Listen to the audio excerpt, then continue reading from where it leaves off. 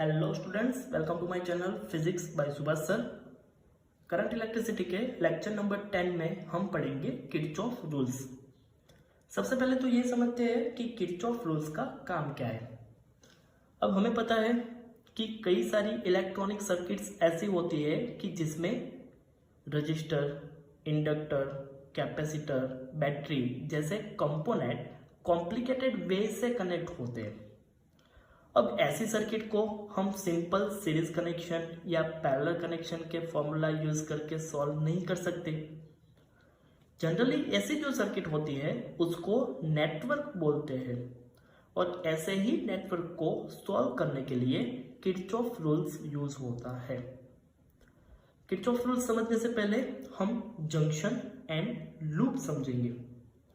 Junction and loop समझने के लिए हमें एक सर्किट को कंसीडर करना है जो मैंने यहाँ पे ड्रॉ की हुई है। इस सर्किट में दो बैटरी है, 12 वोल्ट, 6 वोल्ट एंड 3 अलग अलग रजिस्टर्स है, 5 ohm, 10 ohm and 20 ohm. Circuit की अलग अलग ब्रांचेस में से अलग अलग करंट फ्लो हो रहा है जो यहाँ पे मैंने दिखाया हुआ है। सबसे पहले समझते हैं जंक्शन क्या होता है। जंक्शन मतलब the point in a network at which more than two conductors meet is called a junction point। मतलब अगर कोई सर्किट में किसी पॉइंट पे दो से ज्यादा कंडक्टर मिलते हैं तो उस पॉइंट को जंक्शन पॉइंट बोला जाता है। फॉर एग्जाम्पल पॉइंट बी, आप देख सकते हो इस बी पॉइंट पे 3 कंडक्टर कनेक्ट किए हुए हैं तो बी पॉइंट जंक्शन पॉइंट है। सेम तरीके से ए पॉइंट भी जंक्शन पॉइंट है। सेकंड है loop. A close circuit form by a conductor is known as a loop. Loop मतलब कोई क्लोज सर्किट। अगर इस सर्किट की बात करें तो यहाँ पे कई सारे लूप बन रहे हैं। फॉर एग्जाम्पल एक लूप ऐसे बनेगा ए बी ई एफ ए, तो एक क्लोज लूप हो गया। दूसरा लूप ऐसे भी बन सकता है ए डी सी बी ए। एक और लूप ऐसे बन सकता है D C B E F A D. That means कोई भी सर्किट में अगर कोई क्लोज सर्किट बनेगी तो वो लूप कहलाएगा। अब हम देखेंगे किरचॉफ्स फर्स्ट रूल जिसको जंक्शन रूल भी बोलते हैं। At any junction, sum of the current entering the junction is equal to the sum of current leaving the junction। मतलब कि अगर कोई सर्किट में जंक्शन पॉइंट है, लेट सपोज यहाँ पे जंक्शन पॉइंट है O, तो इस सर्किट में जंक्शन पॉइंट में जितना करंट एंटर हो रहा होगा उतना ही करंट बाहर जा रहा होगा। यहाँ पे हमने अलग अलग ब्रांचेस में अलग अलग करंट दिखाए हुए हैं और उसकी डायरेक्शन भी दिखाई हुई है। यहाँ पे हम देख सकते हैं कि I1, I2, I5 ये तीनों जंक्शन से आउटवर्ड डायरेक्शन में है, जबकि I3, I4, I6 and I7 junction के लिए इनवर्ड डायरेक्शन में है। मतलब ये करंट जंक्शन के अंदर एंटर हो रहे हैं और ये करंट जंक्शन से बाहर जा रहे हैं। लेकिन किरचॉफ का फर्स्ट रूल ये बता रहा है कि किसी भी जंक्शन पॉइंट पे जितना करंट एंटर हो रहा होगा उतना ही करंट बाहर जा रहा होगा। यहाँ पे कितना करंट एंटर हो रहा है, तो यहाँ पे एंटर हो रहा है I3 plus I4 plus I6 plus I7, तो सामने उतना ही करंट जंक्शन से बाहर जा रहा होगा। That means I1 plus I2 plus I5। तो इसका मतलब ये हुआ कि किसी भी जंक्शन पॉइंट पे कभी भी चार्ज एक्यूमुलेट नहीं होगा, चार्ज स्टोर नहीं होगा। That means in form of current जितना चार्ज फ्लो होके जंक्शन पॉइंट के अंदर एंटर होगा उतना ही चार्ज सामने in form of current junction से बाहर जाएगा। Now next Kirchhoff second rule जिसको लूप रूल भी बोलते हैं। For any closed loop, the algebraic sum of the product of resistance and the respective currents flowing through them is equal to the algebraic sum of the EMFs applied along the loop। ये जो rule है वो close loop के लिए ही हम apply कर सकते हैं। ऐसा कोई एक क्लोज लूप यहाँ पे मैंने ड्रॉ किया हुआ है। इस क्लोज लूप के ऊपर से हम किरचॉफ सेकंड रूल समझेंगे। पहले तो ये लूप समझ लेते हैं। इस लूप में अलग अलग ब्रांचेस में अलग अलग रेजिस्टेंस है और उसमें से जो करंट फ्लो हो रहा है वो भी अलग अलग है। करंट की डायरेक्शन भी डिफरेंट डिफरेंट है। इस लूप में दो बैटरी भी हमने अप्लाई की हुई है, E1 एंड E2।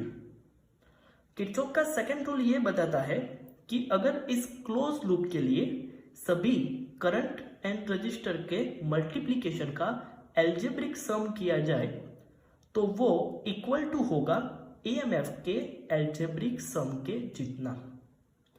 अच्छी तरह से समझते हैं, लेकिन उससे पहले हमें sign convention for applying Kirchhoff rule समझना पड़ेगा। ये समझने के बाद आपको ये सर्किट इजीली समझ में आ जाएगी। तो पहले किरचॉफ रूल को अप्लाई करने के लिए हमें साइन कन्वेंशन याद रखनी होगी, वो समझते हैं। First, if our journey through the resistor is in the direction of flow of current which is arbitrarily chosen, IR should be considered negative, and if the direction of the journey and direction of the current is opposite to each other, IR should be considered as positive. That means अगर हम जिस direction में आगे बढ़ रहे हैं, हमारी journey की डायरेक्शन जो है उसी डायरेक्शन में करंट की डायरेक्शन है, तो रजिस्टर के लिए potential that means IR negative होगा। तो हमें याद ये रखना है, अगर दोनों सेम डायरेक्शन में है तो IR नेगेटिव एंड दोनों ऑपोजिट डायरेक्शन में है तो IR पॉजिटिव। अगर यहाँ पे बात करें, हम A से B की ओर जा रहे हैं तो हमारी जर्नी की डायरेक्शन एंड करंट की डायरेक्शन सेम है, तो यहाँ पे IR नेगेटिव आएगा। अगर B से C की डायरेक्शन की बात करें तो हमारी जर्नी की डायरेक्शन एंड करंट I2 की डायरेक्शन एक दूसरे के ऑपोजिट है, तो इस रजिस्टर के लिए पोटेंशियल ड्रॉप IR पॉजिटिव होगा। सेकंड, EMF के लिए है, the EMF of a battery should be considered negative while moving from negative terminal to the positive terminal of a battery. The EMF of a battery is taken as positive while moving from positive to negative terminal of a battery. मतलब कि अगर कोई cell को हमें consider करना है तो उस सेल को हम पॉजिटिव लेंगे या नेगेटिव लेंगे।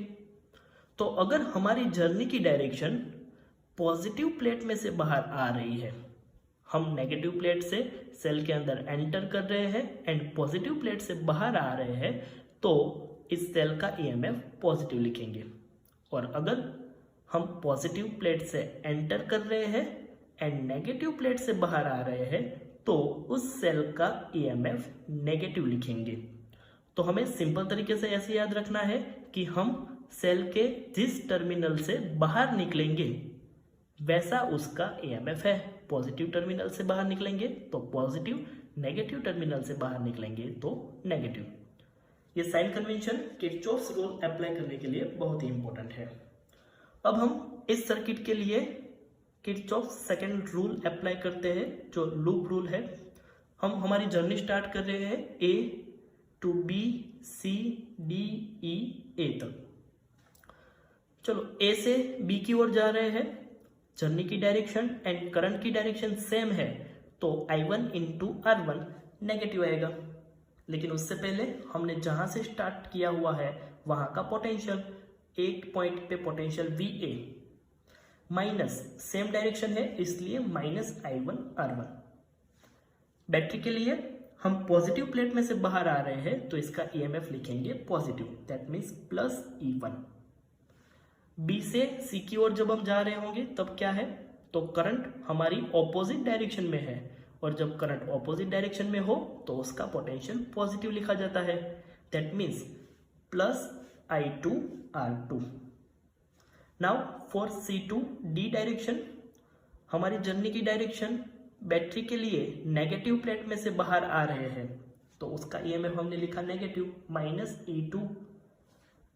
हमारी जर्नी की डायरेक्शन एंड करंट की डायरेक्शन सेम है तो इस रजिस्टर के लिए potential drop negative, so minus I3R3।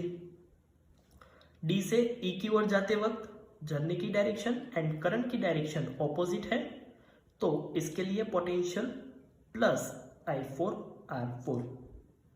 ई से ए की ओर जाते वक्त जर्नी की डायरेक्शन एंड करंट की डायरेक्शन ऑपोजिट, दैट मीन्स इसका potential positive, that means plus I5R5। और जहां से हमने स्टार्ट किया एग्जैक्टली हम वहां पे पहुंचेंगे, तो उस पॉइंट का पोटेंशियल हम इक्वल टू के सामने लिखेंगे, that means equal to VA। आप ये starting point and ending point नहीं लिखेंगे तो भी चलेगा, क्योंकि यहाँ पे VA left side and right side cancel out ही होगा। अब इस इक्वेशन में I और R का जो मल्टीप्लीकेशन है उसको हम लेफ्ट साइड रखेंगे, और जो बैटरी का EMF है, सेल का EMF है, उसको हम राइट साइड ले लेंगे। तो इक्वेशन कुछ ऐसे हो जाएगा, minus I1R1 plus I2R2 minus I3R3 plus I4R4 plus I5R5 equal to minus E1 plus E2।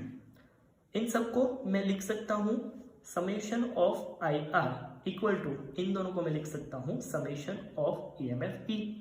तो जैसे कि हमने सेकेंड रूल में पढ़ा था कि किसी भी क्लोज लूप के लिए करंट एंड रजिस्टर के मल्टीप्लिकेशन का एल्जेब्रिक सम उस सर्किट के EMF के एल्जेब्रिक सम के जितना होगा।